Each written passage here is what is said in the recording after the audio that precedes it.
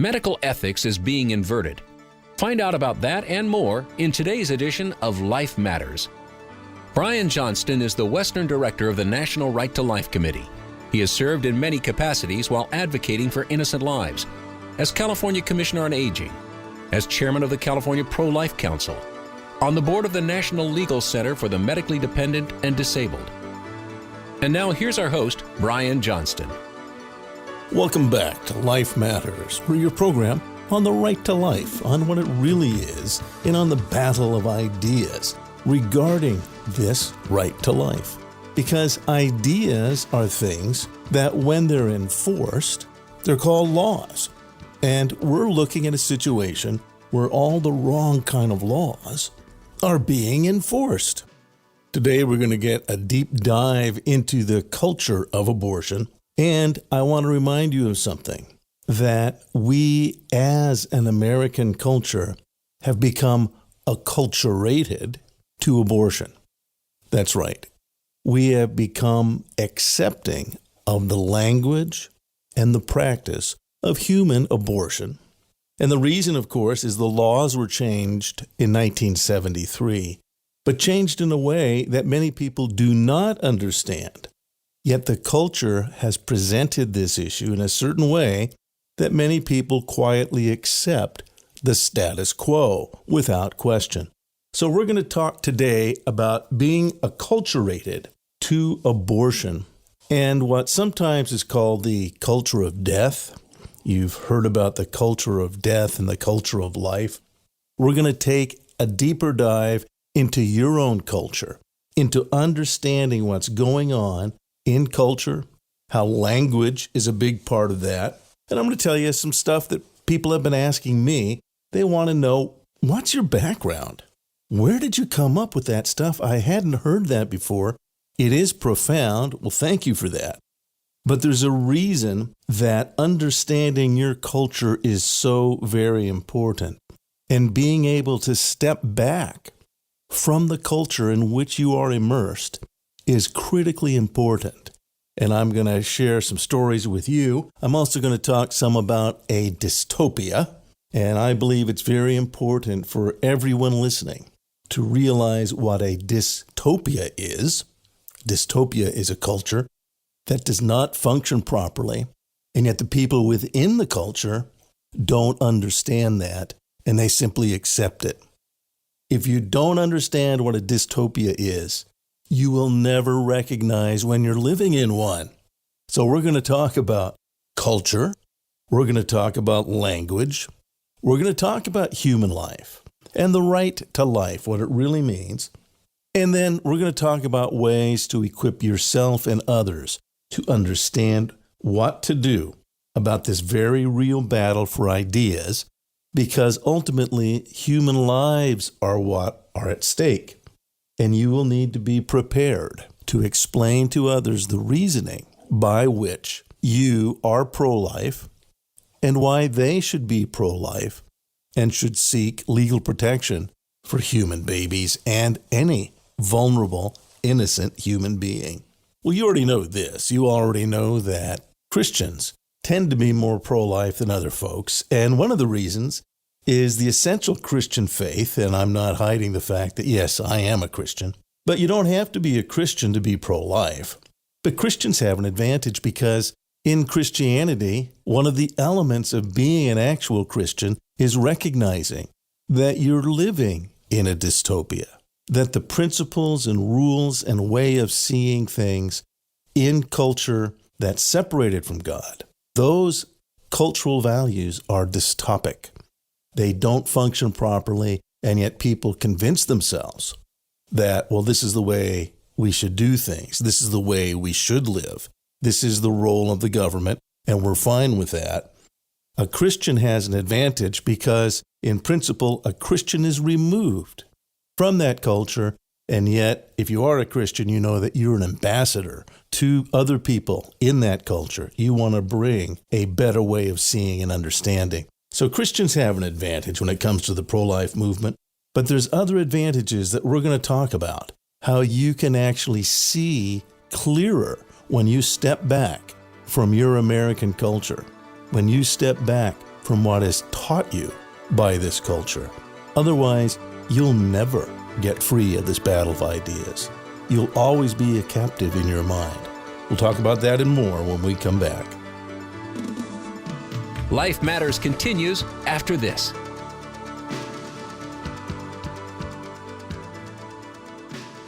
Life Matters is sponsored by the California Pro-Life Council, the state affiliate of the National Right to Life Committee. To find out more on how you can help and be involved right where you are, go to californiaprolife.org. That's californiaprolife.org. We'll tell you how you can get involved in your local community, how you can be effective if you want to be a pro-life speaker. We have training programs and open doors of opportunity for you to speak on the life issue. If you'd like to donate your car or a boat, you can do that at californiaprolife.org. Car Easy makes it easy, and you find that on our website. We get the most of any donation program. Car Easy allows us to get the most out of your car. Maybe you're not getting the trade-in value you wanted. Maybe it's just not running the way it used to. Let your car be used for life. Go to californiaprolife.org and find out what you can do to make a difference. californiaprolife.org. Be sure to subscribe to the Life Matters podcast with Brian Johnston. Go to lifematters.life to subscribe.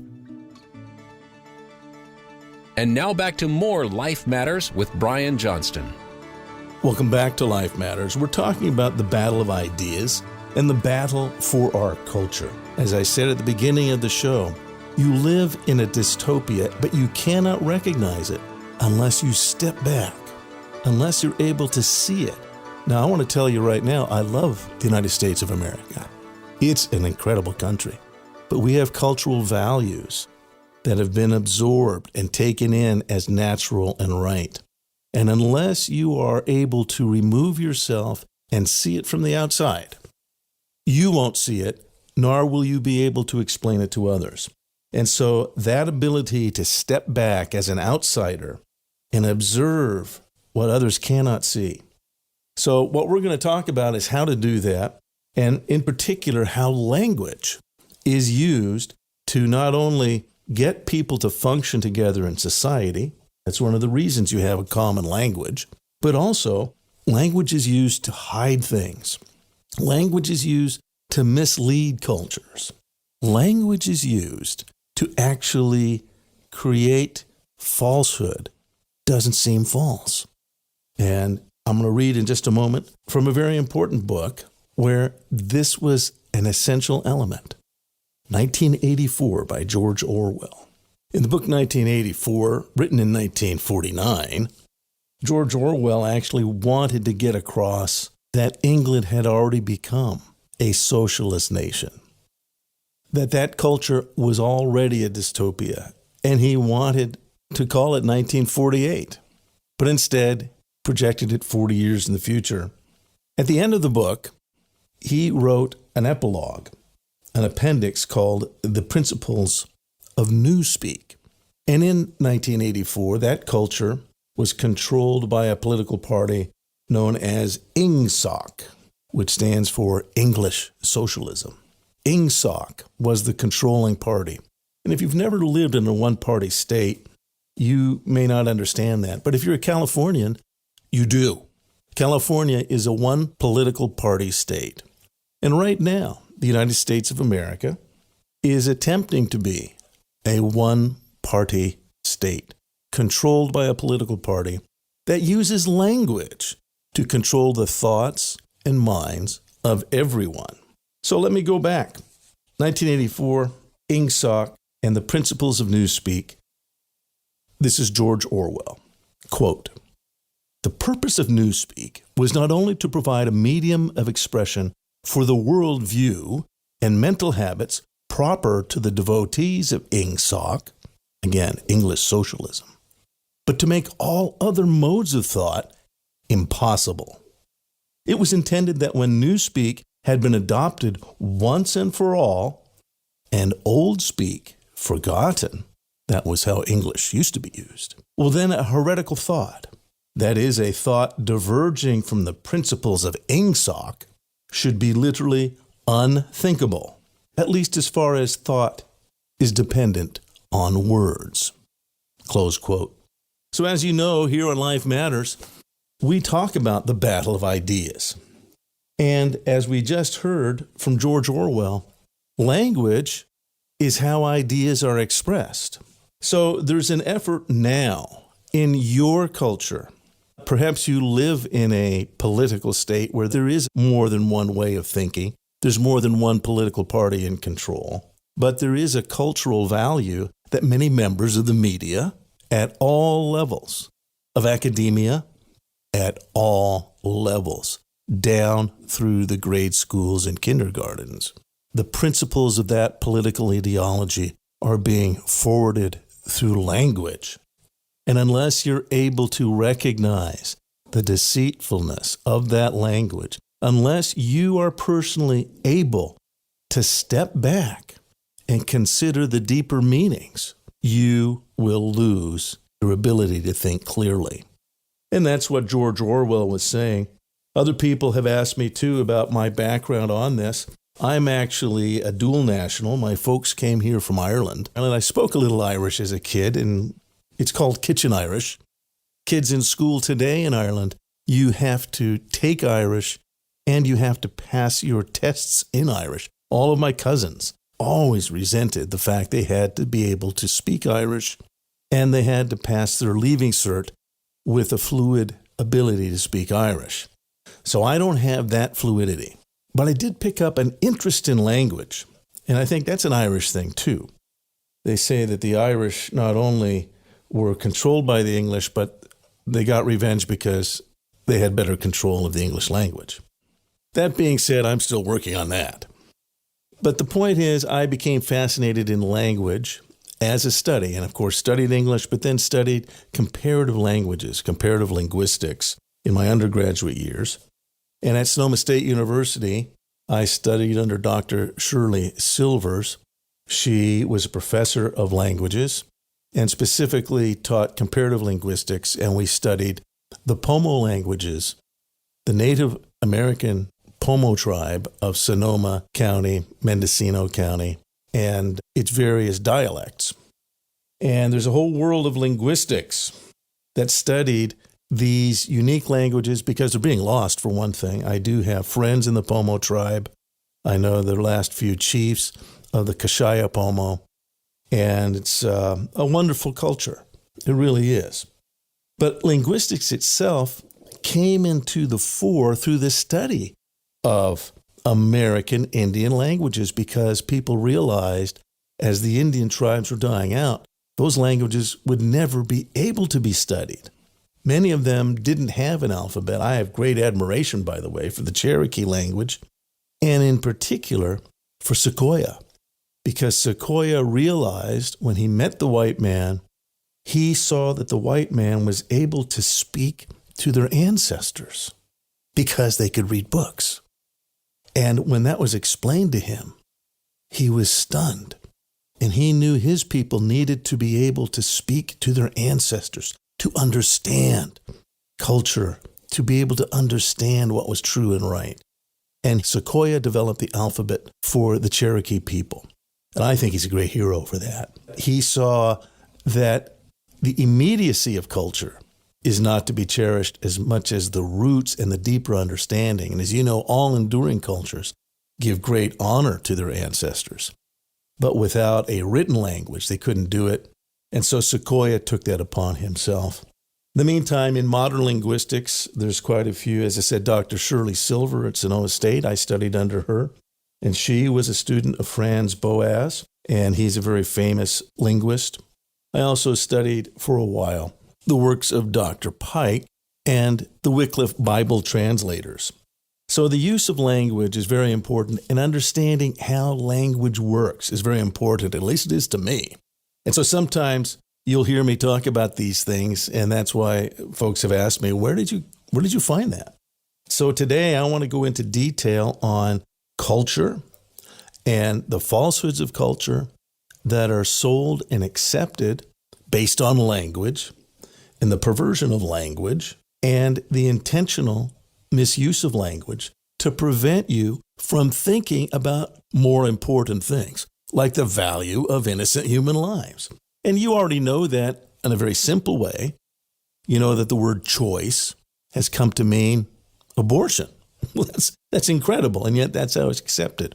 Women's rights. Well, you know that's just a code in IngSoc and Newspeak. That's just code for abortion rights. You know that reproductive rights is basically a polysyllabic way of actually talking about abortion without even talking about it or making you think about what an abortion does.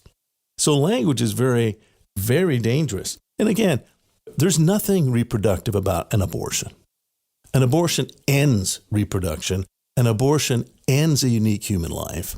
And if that's a reproductive right, then the mafia are into reproductive rights, because every time they kill someone, every time they kill an innocent person, they're ending any reproduction. They are preventing reproduction. So apparently killing is a reproductive right. It's intellectually dishonest. And you and I know that if you've been following the pro-life movement at large, you know that. But I'm going to go even deeper now, because there's a deeper issue with your culture that both pro-abortion folks and even pro-life folks don't fully understand because of the language that is used. And that is, of course, the language that has come to us through Roe versus Wade. If you know and have been listening to our program, Roe versus Wade doesn't make any sense. That's right. And I have a new book that's coming out in April. You can pre-order it now. It's called The Evil Twins, Roe and Doe, How the Supreme Court Unleashed Medical Killing. And something that I have found, it isn't just pro-abortion folks.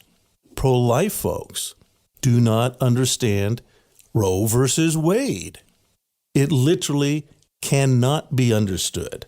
And people on both sides of the issue have agreed. Supreme Court justices from Rehnquist to Justice Ginsburg agree Roe versus Wade does not make sense. The words Justice Blackmun uses meander. They seem to indicate one thing, but then they meander back and declare something entirely different. And you're going to hear that in just a moment. Life Matters continues after this. Are you willing to step up to be a lifeguard? We're asking you to consider becoming a Life Matters lifeguard. On Life Matters, we cut to the depths of this cultural battle of ideas that has robbed America of its core values and robbed the innocent of their right to life. Anything you can pledge is appreciated. But if you pledge $19 a month, we will make you part of the Life Matters lifeguard team, getting you the important tools and dynamic information to help save lives and encourage others in understanding the lurking dangers in today's deadly cross-currents of culture. Your pledge helps us with our costs of broadcast. It keeps the full understanding of the right to life going out over our numerous radio stations, and also facilitates the important podcast that carries even more programming. Please go to the front page of the Life Matters website and click on the donate button. Your donation is deeply appreciated. And now back to more Life Matters with Brian Johnston. So let me help you out real quickly. You know that in the Native American languages of the Inuits, used to be called Eskimos, what we had called Eskimos are actually many different tribes. Many are related, but many are not. But in the Inuit and Aleut Indian tribes, there are in fact a common element, and that is that they have 50 plus words for snow. Now you've got a couple of words for snow.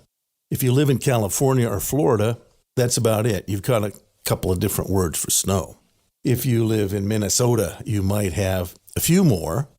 You might refer to flurries and different types of peppercorn, whatever ways you want to refer to the snow, but you're somewhat limited because you don't have words to describe the nature of different types of snow. Obviously, the Inuit people lived in snow for most of the year, and they were able to address it. And that points out something that Edward Sapir, linguist of these languages, and Benjamin Lee Whorf, another linguist, came up with the Sapir-Whorf hypothesis. You can look that up.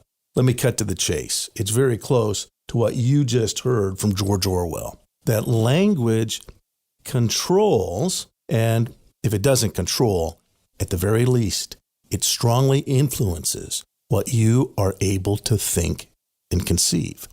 If your language doesn't have the words that clearly underscore that particular idea, then other words can be used to rob you of particular ideas. Again, in 1984, there were no words for freedom. It made no sense in that world.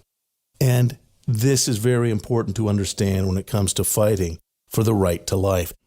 So let me tell you something about Roe v. Wade that you may think you know, but you actually don't. You do not know Roe versus Wade, even if you've read it, even if someone tells you what it does.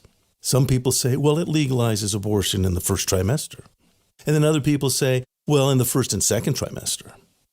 Oh. And then some say, no, it legalizes abortion through all 9 months. How does it do that? I'm going to give you an example as to why there's a problem with Roe v. Wade. I'm going to read to you directly from Justice Blackmun. As you know, every feminist in the news says that they have been granted the right to choose, to have self-determination over their own bodies, that this is about a woman's right to choose. Now, Justice Ginsburg, once you read my book, you'll see she says exactly the opposite. It doesn't do that. And let me tell you now where Justice Blackmun comes from. I'm reading from page 154 of Roe v. Wade. Quote, the court's decision regarding a right to privacy also acknowledged that some state regulation in areas protected by that right is appropriate. As noted above, a state may properly assert important interests in safeguarding health, in maintaining medical standards, and in protecting potential life. Wow, really? I go on. Quote, at some point in pregnancy, these respective interests become sufficiently compelling to sustain regulation of the factors that govern the abortion decision. Period. But he goes on. The privacy right involved, therefore, cannot be said to be absolute. Wow, really? I go on. Quote, in fact, it is not clear to us that the claim asserted by some amici that one has an unlimited right to do with one's body as one pleases bears a close resemblance to the right to privacy previously articulated in the court's decisions. Close quote. In other words, he says two startling things. That states can control abortion. They can put limits on abortion. But wait a second. The decision struck down the laws of all of the states. And yet here he is saying, well, they do have this potential. But he denies it to the states at the same time. Also, he refers to an amici brief, and that's when certain interested parties give to the Supreme Court arguments for their side. And there were feminist groups that said, we have a right to our body. We have the right to self-determination. That's what privacy gives us. And Justice Ginsburg says no to those feminists. No, the privacy right cannot be said to be absolute. That's his words. In fact, the unlimited right to do with one's body as one pleases is not in the right to privacy. And yet privacy was the predicate for the entire decision. So how on earth did we get the abortion industry we have now?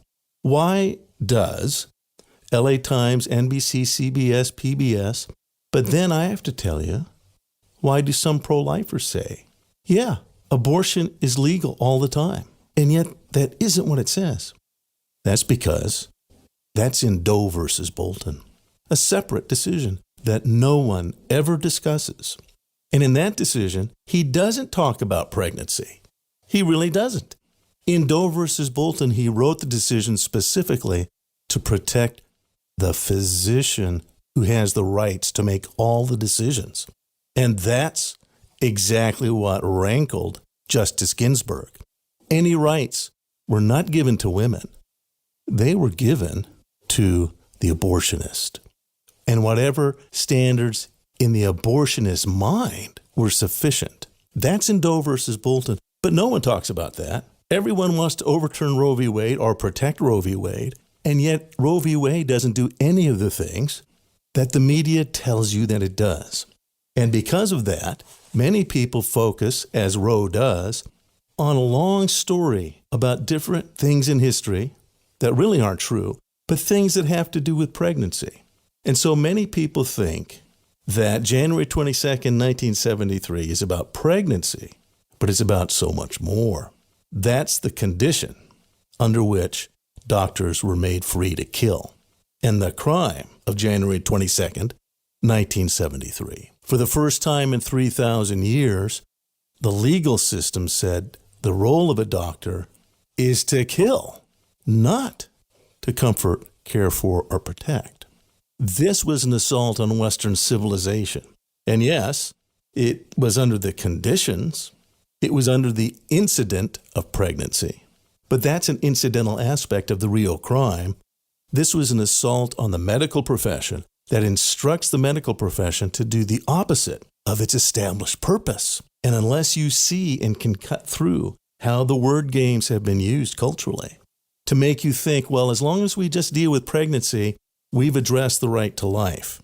No, that's the incident under which medical killing has been authorized. I dare to say, in some ways, if all you focus on is pregnancy, that's an incidental aspect of the doctor being a killer.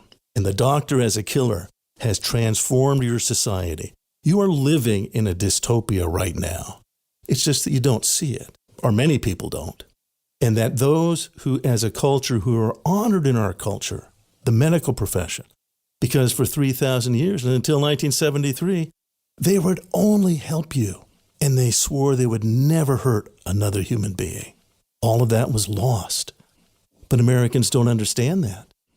They blithely accept it, quietly, without fully grasping the significance of Roe and Doe. They have accepted, even many pro-life people I've met, have accepted that it's only about pregnancy, and therefore they are inadequate in addressing the real crime at the heart of Roe and Doe, a medical profession licensed to kill. And the implications are all around you. We'll talk about that more. Again, I talk about it in my new book, Roe and Doe, the Evil Twins, how the Supreme Court unleashed medical killing. Learn more about everything in today's show online at lifematters.life, where you'll find all the resources you need to protect life. Life Matters is a production of the California Pro-Life Council, the state affiliate of National Right to Life. Wherever you are in the nation, you can find out more at National Right to Life. You can find vital pro-life information and also find the access to your state and local Right to Life affiliate. Get informed and get involved.